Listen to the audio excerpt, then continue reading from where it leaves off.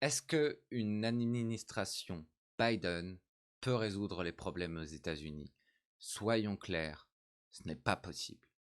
Soyons clairs sur une chose, Biden n'est pas une personne qui va essayer de résoudre les problèmes aux États-Unis. Il est contre une assurance maladie pour tous, comme on l'a dans la plupart des pays d'Europe, et comme il est important aux États-Unis d'avoir, puisque les banqueroutes médicales sont quelque chose de très, très, très, très euh, nombreux aux États-Unis et c'est une atrocité de parce qu'on tombe malade, soudainement, tomber en banqueroute, et ne plus pouvoir, subvenir aux besoins de sa famille, de soi-même. Biden a lui-même dit quelques trucs sur, les violences policières, mais n'est pas pour réformer la police. Biden a, sous l'administration d'Obama, tenté plusieurs fois de mettre à bas le système de sécurité sociale américain.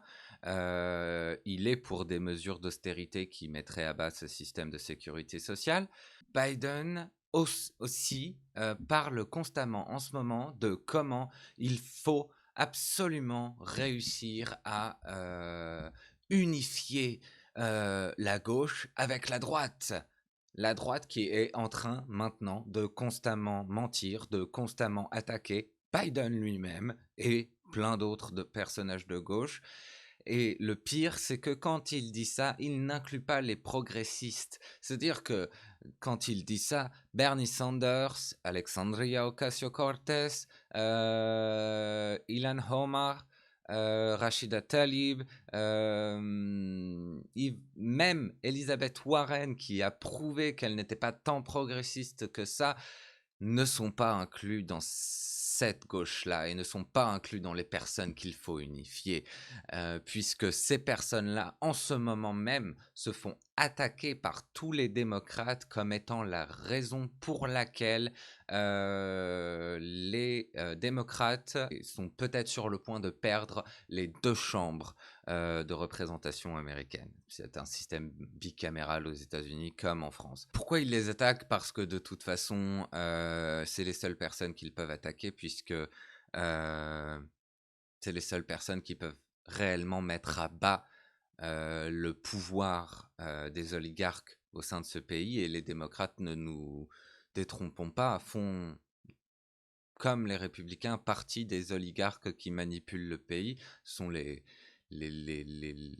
petits chiens qui agissent sous les ordres des plus gros oligarques que sont les grandes corporations et tout ça, mais ils font partie de ces oligarques-là, et seuls les progressistes sont ceux qui peuvent mettre à bas leur pouvoir. Seuls les progressistes sont ceux qui veulent mettre à bas leur pouvoir. Donc une présidence Biden n'est pas là pour régler en quoi que ce soit les problèmes. Une présidence Biden, et la seule raison pour laquelle il a gagné, c'est la haine que les gens ont contre Trump, est là pour un retour au statu quo.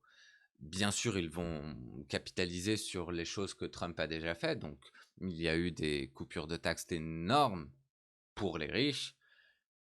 Ça, ils vont garder. C'est pas la peine de rejeter. De toute façon, Biden est pour ce genre de choses. Ça sert les gens qui lui ont donné des millions pendant sa campagne. Gardons ça. Il va très certainement refaire un plan économique qui, de toute façon, inclura des coupures de taxes massives pour les riches, comme tous les gouvernements américains ont fait ces dernières années, même Obama. Et il va capitaliser sur le renforcement de la police pour avoir un bras armé plus puissant pour défendre l'État antidémocratique qu'il y a aux États-Unis en ce moment, comme dans beaucoup d'endroits. Donc ouais, non, Biden, n'ayez aucune illusion, ne résoudra aucun problème aux États-Unis. Biden, par contre, est toujours un meilleur choix que Trump, et les choses pourront peut-être aller mieux si les progressistes aux États-Unis arrivent suffisamment à construire une base de pouvoir qui puisse faire pression de la bonne façon sur Biden, Biden qui, lui, contrairement à Trump, est capable de plier face à cette pression.